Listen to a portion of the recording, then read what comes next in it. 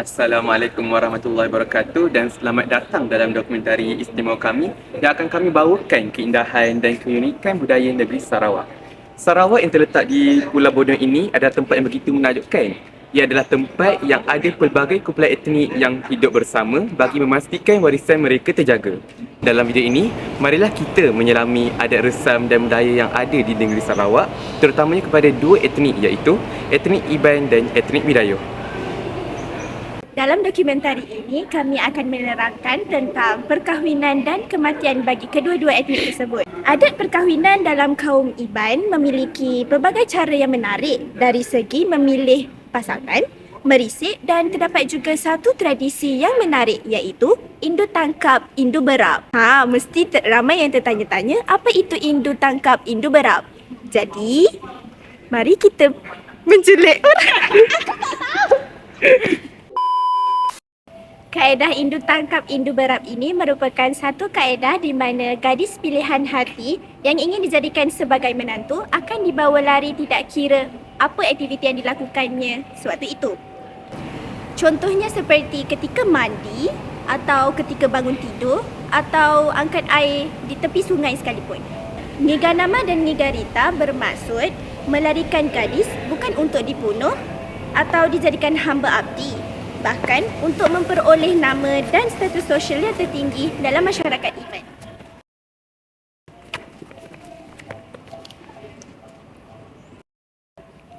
Apa dia? Tak tahu? Kat.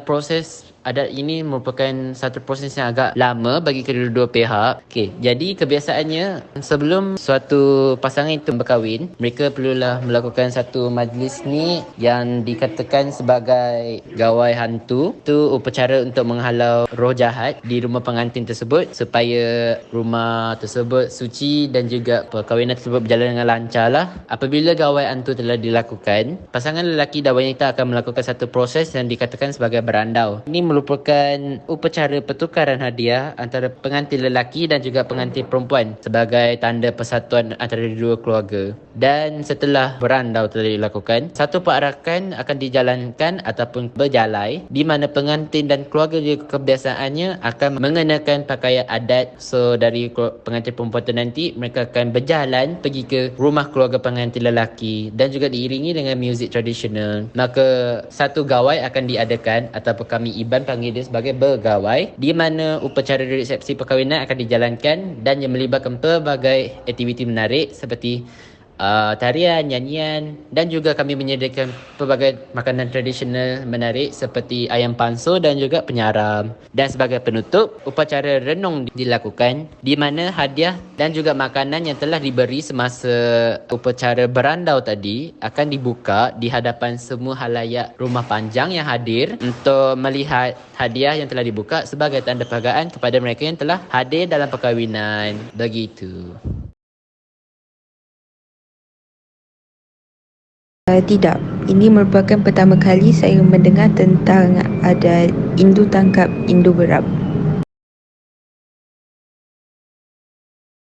Okey, bagi pendapat saya, adat perkahwinan ini sangat unik dan menarik. Walau bagaimanapun, adat ini tidak boleh lagi digunakan pada masa sekarang kerana kebanyakan masyarakat kaum Iban sangat menitik beratkan sikap hormat dan toleransi antara satu sama lain. Selain itu, kebanyakan masyarakat Iban pada zaman sekarang sudah mempunyai agama masing-masing, jadi adat ini tidak lagi menjadi ikutan mereka. Tambahan pula, masyarakat kaum Iban pada zaman sekarang kebanyakannya sudah berhijrah ke kawasan bandar. Tidak seperti dahulu di mana mereka kebanyakannya tinggal di kawasan pedalaman dan ataupun kampung. Jadi adat ini tidak sesuai untuk diamalkan lagi pada zaman sekarang.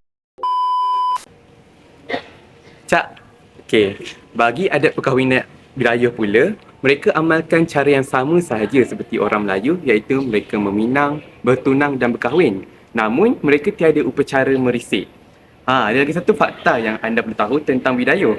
Bidayuh ni bagi lelaki mereka akan amalkan monogami sahaja. Monogami itu apa? Monogami itu ada satu pasangan waktu satu masa sahaja. Mereka tak kahwin banyak.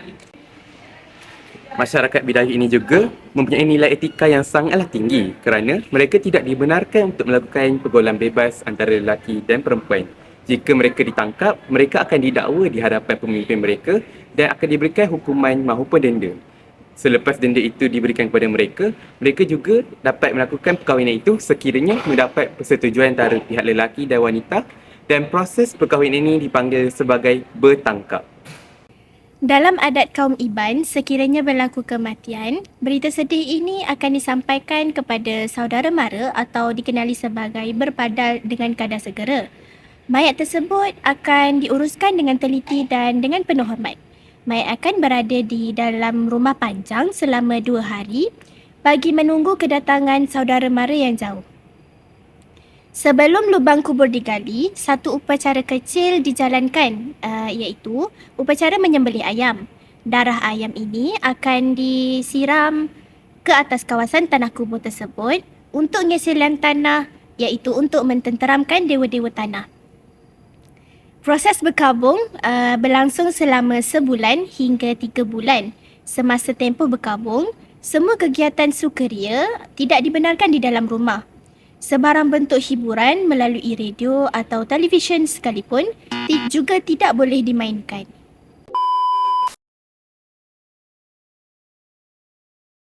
Semasa menerima mayat dan melakukan persiapan untuk upacara kematian ni, kami ada mengamalkan satu adat ini yang bernama adat ngayap, di mana kami akan memberikan penghormatan terakhir kepada insan yang telah meninggal dunia. Jadi, cara untuk menyampaikan suatu berita kematian itu adalah melalui radio. Melalui mesej radio tersebut, keluarga dan sahabat akan berkumpul lah setelah mendapat berita tersebut. Satu upacara penguburan akan dilakukan di mana mayat kebiasaannya akan dikubur dalam suatu kawasan kubur yang rapi lah, dan barang berharga seperti jam tangan, benda, tempayan macam tu dan juga makanan akan diberilah untuk upacara penguburan itu. Okey, setelah mayat selesai dikebumikan, satu masa tempoh untuk berkabung akan dilakukan lah, di mana kami akan memakai pakaian berwarna gelap dan juga kami tidak boleh menghadiri aktiviti sosial. Kami tidak menyambut Christmas dan juga gawai lah. Begitu.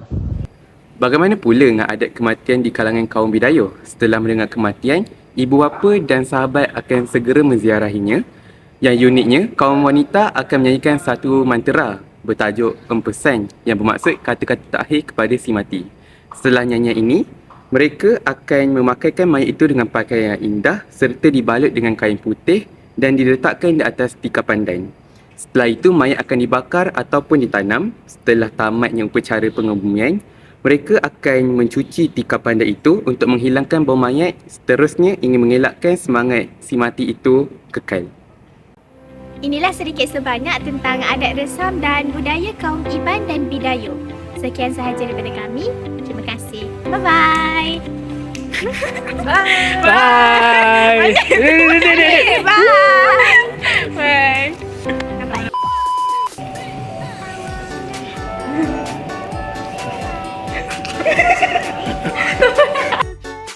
Dua, tiga.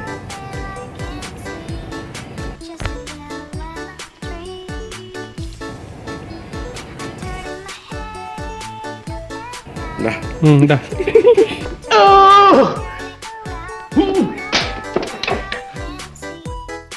Mereka membuat begitu adalah aku tak tahu.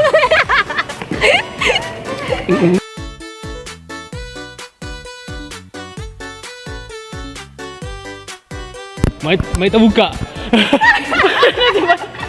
Tapi baik. Dan budaya kaum Iban dan Sarawak.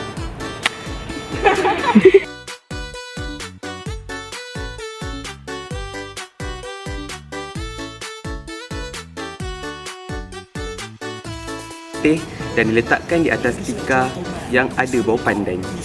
Setelah itu, mayat akan dibakar. Aku tahu. Tikar pandan je.